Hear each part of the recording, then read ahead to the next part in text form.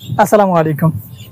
বটবটি তো অনেকেই চাষ করেন, সবাই কি ভালো ফলন পান? আর ভালো ফলন পেতে হলে কি কি প্রয়োজন হয়?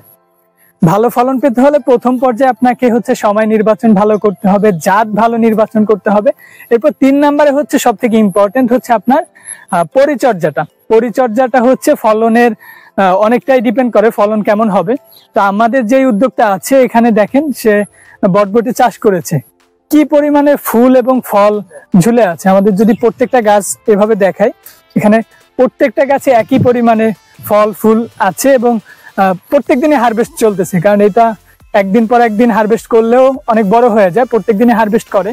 তো এখানে যে উদ্যোক্তা আছে সে আধুনিক পদ্ধতিতে চাষাবাদ করেছে এবং মালচিং পেপার ব্যবহার করে এই প্যাটার্নে মাচা দিয়েছে। আমরা দেখা যায় যে বটবটিটা যদি এই প্যাটার্নে মাচা দেয়, অল্প জায়গায় বেশি পরিমাণে গাছ লাগাইতে পারতেছে। তো এখানে তার ফলনও ভালো হয়েছে। পাশা ব্যবস্থাটা দেখেন, আমাদের যারা মালচিং ব্যবহার করে সবজি চাষাবাদ করে তাদের ড্রেনে প্রচুর ঘাস হয়ে থাকে, আর এই উদ্যোক্তার ড্রেনটা খুবই ক্লিয়ার আছে। কারণ আপনার ড্রেন যখন পরিষ্কার থাকবে তখন গাছ খাবার ভালোভাবে নিতে পারবে। আপনি যদি এক্সট্রা যে খাবারগুলা দিবেন সেটা গাছ ভালোভাবে নিতে পারবে। সেজন্য আপনাকে ড্রেনটা ভালোভাবে পরিষ্কার রাখতে হবে। আর আপনার কীটনাশক ব্যবহারের ক্ষেত্রে তো আপনাকে বুঝে বুঝে কীটনাশক ব্যবহার দিতেই হবে। অভিজ্ঞতা হয়ে গেলে আপনি গাছের ভাষা বুঝতে পারবেন যে কখন কি প্রয়োজন।